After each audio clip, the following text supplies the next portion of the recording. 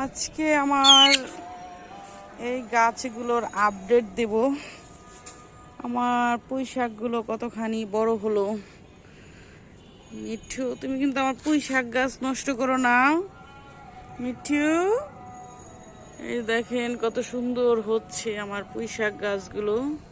ভাবলাম এগুলোতে একটু সার টার দেওয়া দরকার, তাই এই যে বাড়িতে কিছু ডিমের খোসা জমা করছিলাম, এখন এগুলা দিব। এগুলা ডিমের খোসাগুলো গুঁড়ো করে নিয়েছি, এখন এখানে দিয়ে দেব।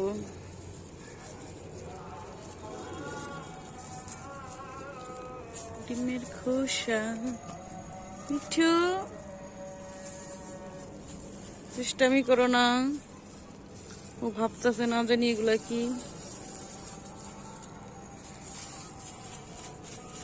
ভিটামিন দিচ্ছি, পুষ্টি দিয়ে দিচ্ছি। মিঠু, পুঁই শাক খাবে তুমি? হ্যাঁ মিঠু, মিঠু তুমি পুঁই শাক খাবে? এই যে দেখেন,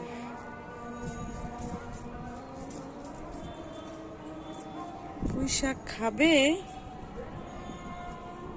গুঁড়ো করে দিয়ে দিলাম যাতে একটু স্বাদটা বেশি পায়।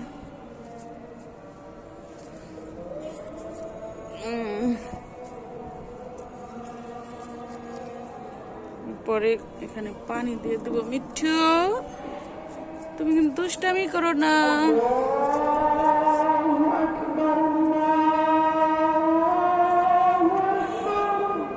আজান দিয়ে দিছে। আসসালামু আলাইকুম, কেমন আছেন আপনারা? আমি তো আলহামদুলিল্লাহ অনেক ভালো আছি। যাদের ছাদ খালি পড়ে আছে তারা এইভাবে আমার মতো গাছ লাগাতে পারেন। দেখতে পাচ্ছেন আমাদের বাড়িওয়ালাদের গাছগুলো আপনাদের দেখাবো, কত সুন্দর ফল ধরেছে সেগুলো শেয়ার করব। আর আমিও পুঁই শাক লাগিয়ে দিলাম, ভাবলাম পাশের বাড়ির ভাবি টব মাটি সব দিছে আমার এই গাছ লাগানোর জন্য। আমি শুধু পুঁই শাকগুলো লাগিয়ে নিলাম, সাথে আজকে একটু ডিমের খোসা সার দিয়ে দিলাম। এরপরে আরও অন্য সার টার বানাইয়া দিব। যাই হোক, এই যেগুলা হচ্ছে পাশের বাড়ির ভাবির গাছ। আর এই যে দেখুন আমাদের বাড়িওয়ালাদের পেয়ারা গাছ, কত সুন্দর পেয়ারা ধরে আছে, একদম অর্গানিক পেয়ারা।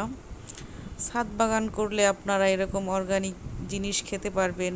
এই বাগানে পেয়ারা গাছ আছে, আমড়া গাছ আছে, সবেদা গাছ আছে, নিম গাছ আছে, সব ধরনের গাছই এখানে আছে। ওই যে পেছন দিয়ে দেখতে পাচ্ছেন সবগুলো পেয়ারা গাছের পেছন দিয়ে দেখা যাচ্ছে ফুল গাছ আছে। তো এইভাবে কিন্তু জায়গাকে আপনারা ইউটিলাইজ করতে পারেন ছাদের উপরে। তো দেখতে পাচ্ছেন কত সুন্দর পেয়ারা পেকে আছে। আমি অলরেডি কয়েকটা খেয়ে নিয়েছি 2 দিন আগে। আজকে আর খাবো না, আজকে ভাবিকে উঠাইয়া দিয়ে আসবো। সবগুলা পেয়ারাই আমি উঠাইয়া ভাবিরে দিয়ে আসবো, কারণ ভাবি অসুস্থ, ছাদে আসতে পারে না। আর এই যে দেখেন এগুলো এখন আমি উঠাবো, সব উঠাইয়া বাড়িওয়ালাকে দিয়ে আসবো। তো দেখতেই পাচ্ছেন ছাদ বাগানকে কত সুন্দরভাবে কাজে লাগানো যায়, ফলমূল খাওয়া যায়। আমার ইচ্ছা আছে গ্রামের বাড়িতে একটা ছাদ বাগান বানাবো, এরকম করে চাষ করব সব ধরনের ফল ফুল সবজি। তো আমিও একটু গাছগুলোতে পানি দিয়ে দিলাম। ভাবি অনেক দিন ধরে আসতে পারে না, যার কারণে গাছগুলো একটু মরা ধরার অবস্থা আর কি। নিম গাছটা তো প্রায় মরে গিয়েছিল, সবগুলোতে আমি পানি দিয়ে দিয়েছি, যার কারণে এখন একটু ভালো আছে। আর এখন আমি আমার পুঁই শাক আর গাছগুলোতে পানি দেব, পাশের বাড়ির ভাবির ফুল গাছগুলোতে পানি দিয়ে দিব। তারপরে হচ্ছে এখন প্রায় সন্ধ্যা হয়ে গেছে, বাসায় চলে যাব। আমার টিয়া পাখি আর আমি ছাদে এসে সময় কাটাই, আমাদের কোনো কাজ নাই, কারণে মানুষ 3 জন মানুষ। হাজব্যান্ড অফিসে চলে গেলে আমি আর টিয়া পাখি বা ছাদে চলে আসি। তারপর পাশের বাড়ির ভাবি যখন টব আর মাটি দিল, ভাবলাম আমি গাছই লাগাই ফেলি। ভাবির অনেক ধন্যবাদ গাছগুলো দেওয়ার জন্য। গাছ দিছে, মাটি দিছে, আবার টবও দিছে, মানে ফুল গাছও দিছে আমারে।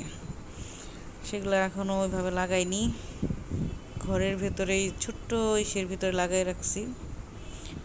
আর এখানে আমি পুঁই শাক লাগাই রাখছি, এগুলোতে এখন পানি দিব। দেখতে পাচ্ছেন। ভালো থাকবেন, সুস্থ থাকবেন, আমাদের জন্য দোয়া করবেন। আল্লাহ হাফেজ।